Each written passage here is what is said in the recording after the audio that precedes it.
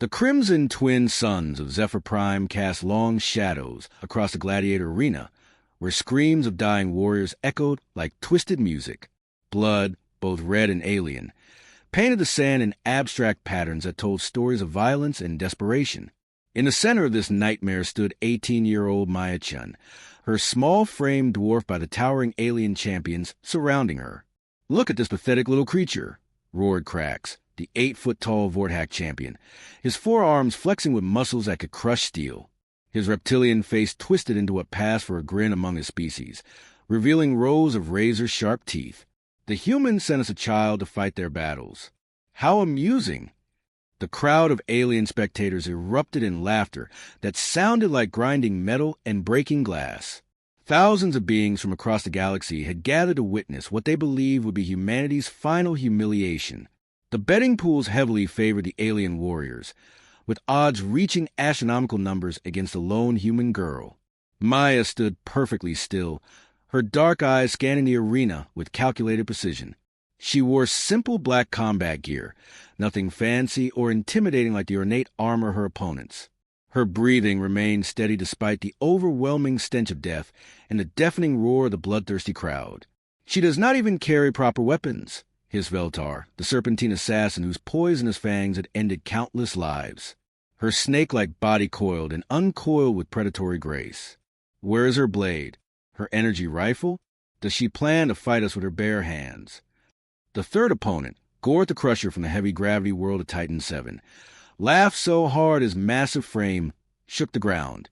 Standing 12 feet tall with skin like granite, he had never lost a single combat in 3 decades of fighting. "Perhaps she will bore us to death with human philosophy. I hear they are quite fond of talking instead of fighting." The arena master, a grotesque creature with multiple eyes and tentacles, raised his staff for silence. "Citizens of the Galactic Empire, today we witness the final test of humanity's worthiness. These 3 champions have never known defeat. They have crushed the finest warriors from 100 worlds. Against them stands this tiny human female who claims to represent her entire species." More laughter rippled through the crowd. Maya's expression remained unchanged, though something dangerous flickered in her eyes. "The rules are simple," the arena master continued, his voice amplified across the massive stadium. "No weapons except those you bring with your body. No assistance. No mercy. The last being standing wins their species a right to exist within our empire. The losers become slaves, assuming any survive long enough for slavery." Krax cracked his knuckles, each pop sounding like a gunshot. "I will make this quick, little human.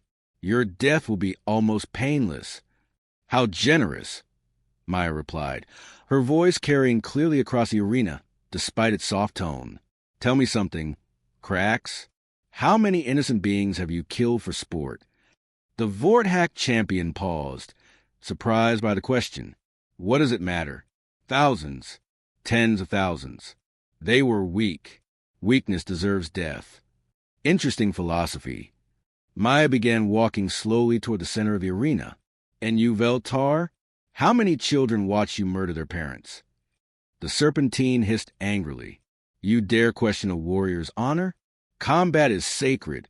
The strong survive, the weak perish. This is a natural order." "Natural order?" Maya repeated, nodding thoughtfully. "Gorth, I assume you share their views? Might makes right. The biggest monster wins." The giant alien's laughter boomed across the arena. "You speak truth, human whelp. I have crushed entire civilizations beneath my fists. Their screams still echo in my dreams, sweet as music." "Perfect." Maya stopped walking and stood perfectly still in the center of the arena. "I was hoping you would say something like that." The crowd fell silent, sensing something had changed. The 3 alien champions looked at each other, confusion replacing their earlier confidence. The human girl had not moved toward any weapons. She had not assumed a fighting stance. She simply stood there, looking almost peaceful. "What are you doing, human?" Krax demanded. "Are you praying to your pathetic gods?" "Not exactly." Maya's voice had changed subtly. The soft, almost timid tone was gone, replaced by something colder, something that made the alien champions unconsciously step backward. I was just confirming something about you three. See, my species has this interesting quirk. We evaluate threats very carefully before we respond. She raised her right hand and pressed something on her wrist device. Computer, please confirm target assessment. A synthetic voice responded, clear enough for the entire arena to hear. Assessment complete. Targets classified as hostile noncombatants engaging in systematic genocide and torture for entertainment. Threat level, extreme. Recommendation, immediate termination authorized under Predator Protocol 77 Alpha. The alien champions exchanged nervous glances. What is she talking about? Veltar hissed. Maya smiled for the first time since entering the arena. It was not a pleasant expression. Oh, did I forget to mention? I am not here as Earth's greatest warrior. I am here as our most efficient killer. The device on her wrist began glowing with a soft blue light. Throughout the arena, hidden sensors that had been placed during the night activated silently. The crowd was too focused on the spectacle below to notice the nearly invisible energy readings that were now mapping every living being in the stadium. You see, Maya continued, her voice now carrying across the arena without amplification, enhanced by systems the aliens could not detect. My species spent 10,000 years learning how to kill each other. We became very, very good at it. Then we learned how to kill everything else. We became even better at that. Crax snarled and began advancing toward her. Enough talk. Time to die. Oh, Crax, Maya said, her tone almost pitying. You still do not understand. I am not trapped in here with you. The blue light on her wrist pulsed once. Suddenly, Crax stumbled. His 4 massive arms, each capable of lifting several tons, began shaking uncontrollably. What is happening to me? Targeted neural disruption, Maya explained casually. The nanobots you inhaled when you entered this arena have been mapping your nervous system for the past hour. Right now, they are selectively shutting down your motor functions. Veltar tried to slither away, but her serpentine body was no longer obeying her commands. This is impossible. No species possesses such technology. Most species do not need it, Maya replied. Most species are not insane enough to develop weapons that can kill anything, anywhere, each step shaking the ground. But when he reached Maya, his fist passed harmlessly through empty air. The human girl had moved with impossible speed, appearing behind him as if she had teleported. Enhanced reflexes, she explained to the stunned crowd. Another gift from our darker history. When you spend millennia fighting creatures that can kill you in 100 different ways, you learn to move very, very fast. The arena had fallen completely silent. Thousands of alien spectators watched in growing horror as their champions, warriors who had never known defeat, writhed helplessly on the sand. But here's the thing, Maya continued, walking calmly between the 3 paralyzed aliens. I have not even started fighting yet. She pressed another control on her wrist device. Computer, initiate Predator Protocol Phase 2. Phase 2 initiated. The synthetic voice confirmed. Environmental controls active. Psychological warfare parameters loaded.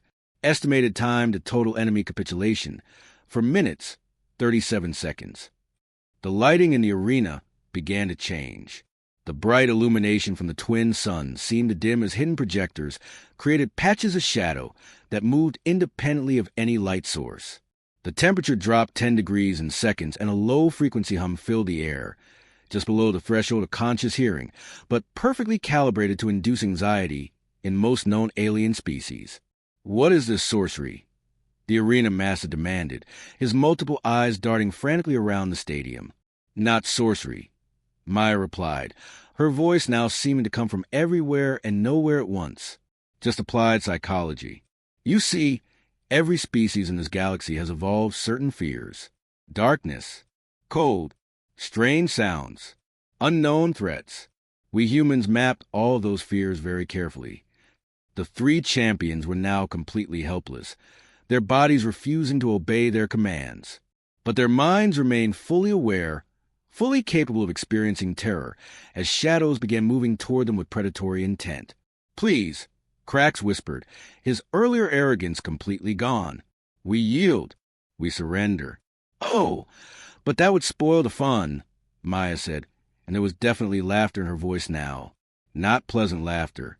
The kind of laughter that had once echoed through human interrogation chambers and experimental laboratories. You wanted to see humanity fight. You wanted blood and death and entertainment. Well, congratulations. You are about to get exactly what you asked for. The shadows reached the fallen champions and began to climb up their bodies like living things. Where they touched, the alien skin began to change color, developing patterns that resembled burns but caused no actual damage. It was purely psychological warfare, designed to horrify while being completely harmless. But the aliens did not know that. Their screams filled the arena, and for the first time in the stadium's bloody history, it was the champions who were crying out in terror. Maya walked to the center of the arena and looked up at the thousands of stunned spectators. "Ladies and gentlemen of the Galactic Empire," she called out, her voice carrying clearly to every corner of the massive stadium. "Allow me to introduce you to something we humans call psychological warfare. These three are not being harmed. They are not being injured. They are simply experiencing what it feels like to be completely helpless, while something stronger and more intelligent decides their fate." The crowd was beginning to panic. Some aliens were trying to leave their seats, but found the exits mysteriously sealed. Others were demanding explanations from officials who were just as confused and terrified as they were. "Do not worry," Maya continued, her tone becoming almost conversational. "Nobody is going to be permanently hurt today. This is just a demonstration. A little preview of what happens when you threaten humanity." She raised her hand, and the shadows immediately retreated from the three champions. Their paralysis ended, and they collapsed to the sand, gasping and shaking but otherwise unharmed. "You see," Maya explained, walking over to help Crack stand up, "we humans have a saying, 'Do unto others as you have them do unto you.' But we also have another saying. If someone threatens your family, you introduce them to concepts they never imagined in their worst nightmares." The Vordak champion was crying, tears streaming down his reptilian face. "We did not know. We thought humans were weak. Peaceful. We are peaceful," Maya agreed. "Right up until the moment someone threatens our children. Then we become something else entirely. Something that even we are afraid of." The silence in the arena stretched like a taut wire ready to snap. Thousands of alien eyes stared down at the small human girl, who had just reduced three legendary champions to whimpering creatures begging for mercy. Maya Chen stood calmly in the center of the blood-stained sand, her hands clasped behind her back like a professor giving a lecture. "Now then," she said, her voice carrying easily through the massive stadium without any visible amplification, "I believe we need to have a conversation about respect." The arena master, his tentacles twitching nervously, managed to find his voice. This is unprecedented. The combat was supposed to be physical, hand to hand. What you have done is cheating, Maya suggested helpfully. Using advanced technology instead of brute force? Fighting smart instead of fighting fair. She laughed, and the sound somehow managed to be both musical and terrifying. "Tell me something, honored arena master. When your champions destroyed entire civilizations, did they fight fair? When they murdered children for sport, did they limit themselves to hand-to-hand combat?" The tentacle being had no answer. Maya began walking slowly around the three defeated champions, who remained on their hands and knees, still shaking from their recent experience. "Cracks, you mentioned killing tens of thousands for sport. Did you give them advance warning? Did you let them bring weapons? Did you make sure the fights were evenly matched?" Cracks could not meet her eyes. "No," he whispered. "Veltar," Maya continued, stopping in front of the serpentine assassin. "When you poisoned entire families in their sleep, was that sporting behavior? When you struck from ambush, killing beings who never saw you coming, was that honorable combat?" The snake-like alien curled into a defensive ball. "We were following orders. Military objectives." "Ah, orders," Maya nodded thoughtfully. "The eternal excuse of those who choose evil over conscience. And you, Gorth," she turned to the massive alien who was still struggling to stand upright. "When you crushed entire cities beneath your feet, were you following orders too?" "I enjoyed it," Gorth admitted, his voice barely audible. "The screams, the fear, it made me feel powerful. Honest, Maya said approvingly. Horrifying, but honest. At least you own your choices. She walked back to the center of the arena and looked up at the crowd. Citizens of the Galactic Empire, I have a question for you. How many of you have watched these three champions kill innocent beings for your entertainment? Thousands of alien voices began shouting at once, creating a cacophony. That was rhetorical, she said dryly. The answer is all of you. Every single being in this stadium has cheered while children died for your amusement. Every one of you has placed bets on how long it would take for families to be destroyed. You have turned murder into entertainment. The temperature in the arena dropped another 10 degrees. Several alien species, adapted to warmer climates, began shivering uncontrollably. But here's a fascinating part. Maya continued, begin to pace back and forth like a predator stalking prey. None of you ever considered what would happen if your victims fought back intelligently. You assumed that because they were physically weaker, they were helpless. You never imagined they might be smarter. She pressed another control on her wrist device. Computer, display galactic threat assessment analysis. Holographic displays materialized throughout the arena, visible to every spectator. Star charts appeared, showing the location of every inhabited world in the galaxy. As the audience watched, red markers began appearing on system after system. These red markers, Maya explained conversationally, represent worlds that have been attacked by your empire in the past 50 years. Civilizations destroyed, populations enslaved, children murdered for sport. The red markers multiplied rapidly until nearly half the galaxy was covered. Quite impressive, really. You've been very busy. New markers began appearing in blue, and these blue markers represent the current location of human observation posts, deep space monitoring stations, cloaked reconnaissance vessels, automated defense platforms. The crowd began murmuring anxiously as they realized the blue markers outnumbered the red ones by at least 3-1.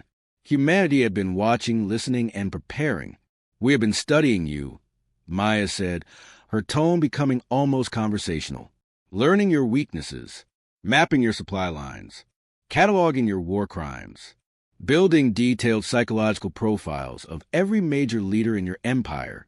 Do you want to know what we discovered? She did not wait for an answer. We discovered that your entire civilization is built on a single catastrophic mistake. You believe that physical strength equals overall superiority.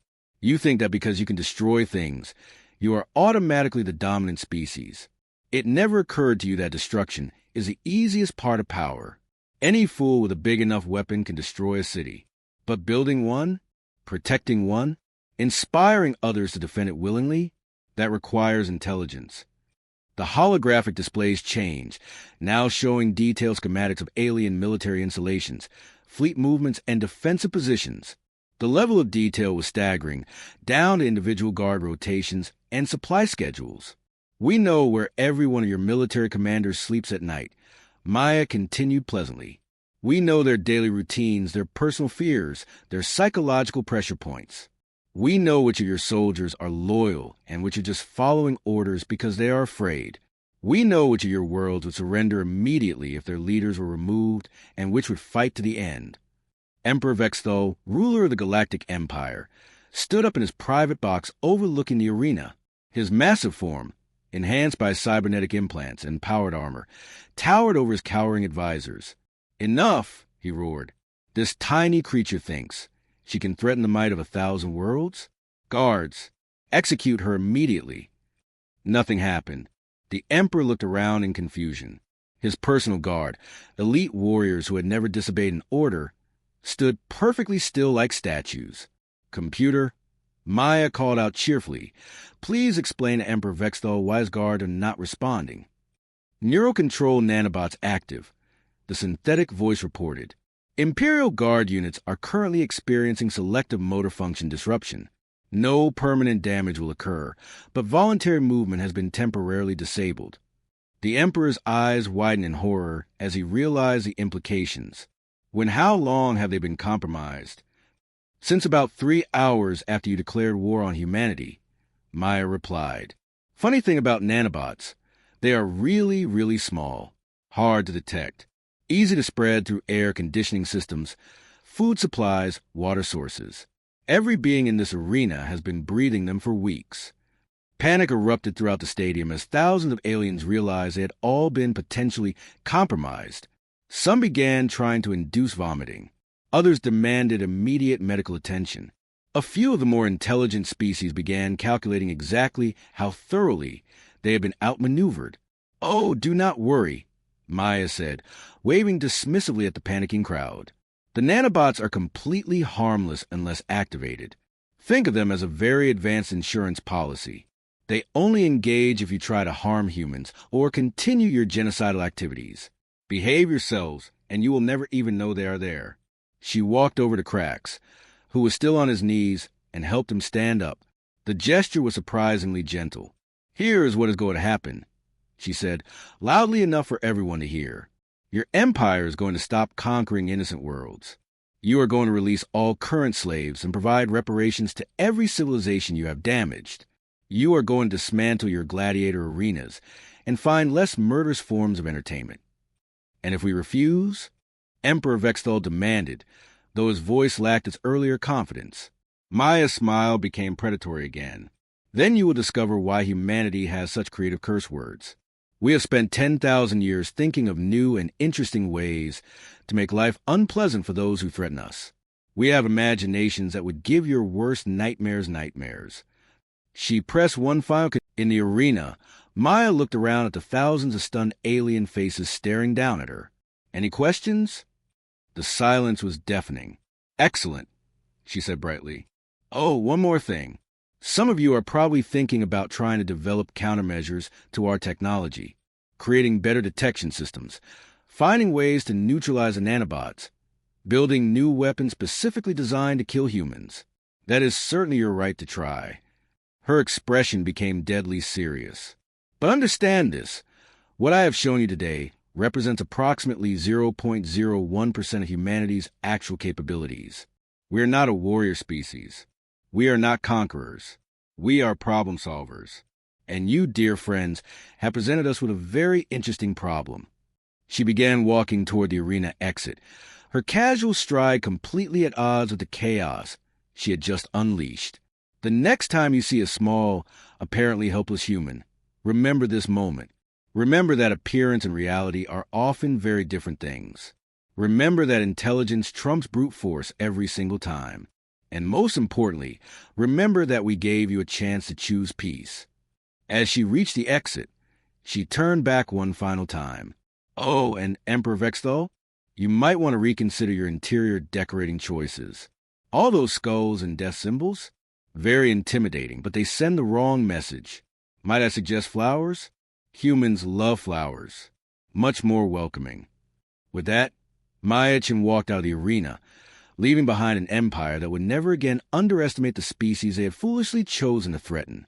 In the weeks that followed, historians would mark this day as the moment the galaxy learned that the most dangerous predators are often the ones who look the least dangerous.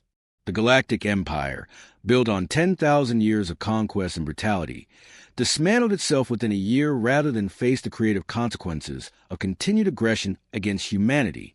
And somewhere in the depths of space, on a small blue world that most aliens had dismissed as insignificant, humans went